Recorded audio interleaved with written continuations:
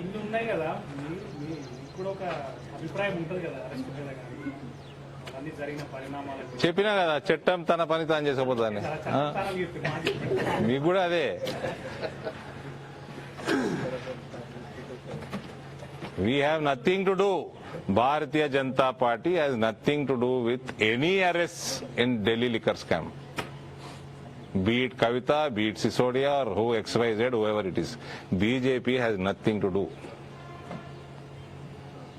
దేశంలో బీజేపీ నేతలు మినహా ఇతర పార్టీలు ప్రతిపక్ష పార్టీలనే ఈడీ సిబిఐ నోటీసులు ఇస్తుంది, అరెస్ట్ చేస్తుందని ఆరోపణ. క్రిమినల్స్ అందరూ అవతల పార్టీలు ఏం చేయమంటావు మరి? అందుకే దేశంలో బీజేపీ కోటెత్తురు ప్రజలు. మా దగ్గర అవినీతి లేదని ఎత్తుర్రు. అవినీతి ఉన్నదా మా దగ్గర? ఏడన్నా వినపడ్డదా? ఉన్నదా మరి? రాష్ట్రంలో ఈడీ వచ్చిన తర్వాతే మోడీ వస్తుండని చెప్పేసి టీఆర్ఎస్ వాళ్ళు బలంగా చెప్తున్నారు. దాని మీద మీ కామెంట్ ఏంటి? ఈడీ వచ్చిన తర్వాత మోడీ వస్తున్నా అనేసి నిన్ననే కొన్ని ఢిల్లీ లిక్కర్ స్కామ్ ఎప్పుడు వచ్చింది బయటికి?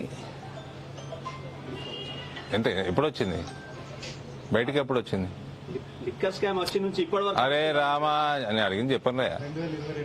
2000 ఆఖరికి సెప్టెంబర్ అక్టోబర్ అట్లనా?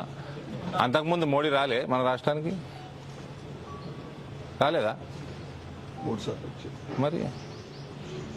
అంటే బీఆర్ఎస్ లో ఆరోపణ కదా సార్, మరి మీరు దానికి మీరు ఖండిస్తారా లేకుంటే ఏమంటారు? మీరు సమాధానం చెప్పండి సార్. మళ్ళా మాకే క్వశ్చన్ ఇస్తారు మీరు, మేమే సమాధానం చెప్పండి. మీరు కూడా అదే ప్రశ్ననే జవాబు. ఈ ప్రశ్ననే జవాబు. కర్ణాటక మాజీ సీఎం పైన ఒక పోక్సో కేసు ఉంది, మరి దానిపైన మీ అభిప్రాయం? తెలియదు నాకు అది.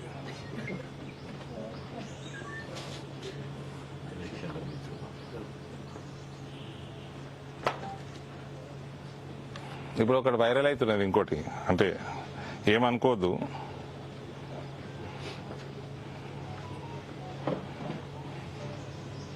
ఎవరో సోషల్ మీడియాలో మహేష్ గౌడ్ 9999 తూర్పు గోదావరి జిల్లా కొత్తపేటలో కేసీఆర్ విగ్రహాలు తయారట. ఇప్పుడే వచ్చింది, వైరల్ అవుతుంది. ఏం చేస్తున్నావు కేటీఆర్ అని పెట్టిండు. ఏంది? తూర్పు గోదావరి జిల్లా కొత్తపేటలో కేసీఆర్ విగ్రహాలు తయారీ, ఏం ప్లాన్ చేస్తున్నావు రా కేటీఆర్ అట.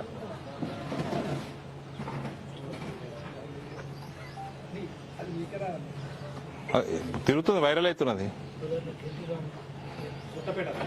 కొత్తపేటనట. దీనికి కూడా బీజేపీకి సంబంధం అనే భలే చెప్తావా?